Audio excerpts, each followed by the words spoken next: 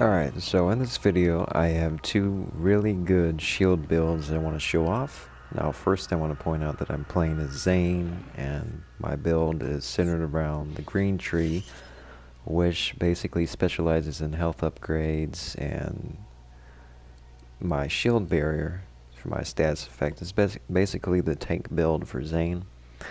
But none of that really matters because we're going to take a look at my inventory. We're going to take a look at three things: the shield that I have, my class mod, and my Iridian artifact. So let's start with the first build. As you can see, I have a pretty high shield, 32k, and in theory I could have a higher build than that if I get a better shield. But of course my shield is only 12,000, and this is before the modification. So if we take a look at my shield, I have a 12,000 capacity, which is pretty modest, but the ability on here is what we really want to look at. Okay, I am granted immunity upon any damage after my shield breaks for 5 seconds, which is normally enough to recharge the shield. Plus I get 25% max capacity and 15% charge rate. Now, of course, I only have the trade-off is 1 HP. This is given to me by this artifact, the Flesh Melter Deathless. I can deal 25% more corrosive damage. I have 100% shield capacity, which doubles my shield, plus 25% recharge rate, and minus 20% recharge delay. Plus, it gives me an extra 1600 max shield, 40% fight for your life duration, so if I were to die, I can also last a little bit longer, plus the melee damage. And finally, this is for Zane only, my legendary operative mod. I have extra shield capacity. It's not the best mod, but it does help me benefit because of the green tree.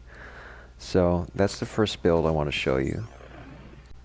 My secondary build, I just have to change my artifacts.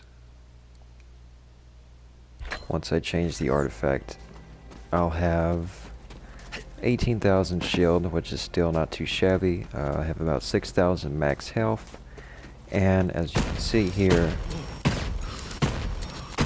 I'm going to take my shield off. Once you take the shield off, I'm granted immunity for 5 seconds. So if I were to lose that big shield, nothing can hurt me. See, my health's not even going down. So these are two really good builds. You don't have to be Zane necessarily to find this artifact. It's the artifact that's really special, and this shield in particular. The augmented stopgap and the electric slide white elephant. Sorry, not the electric slide white elephant. The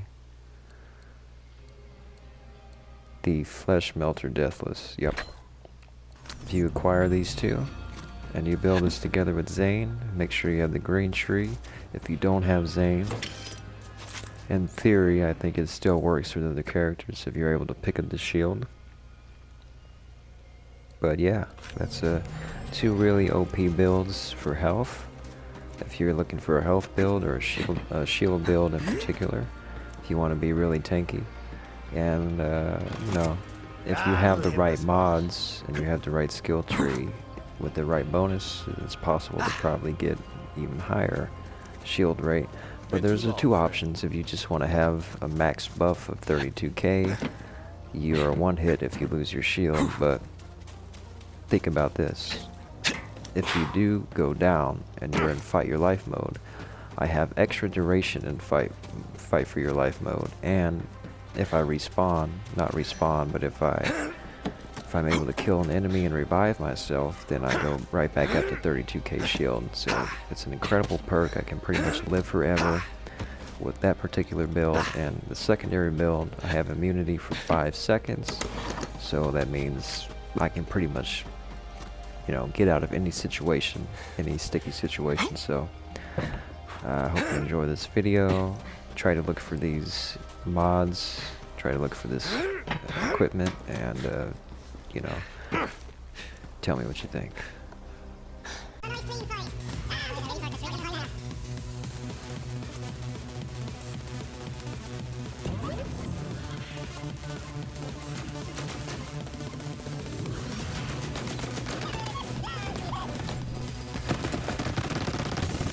Oh yeah, dude. Yeah, dude. Nice. Alright, so. Dude, oh, this is the right one.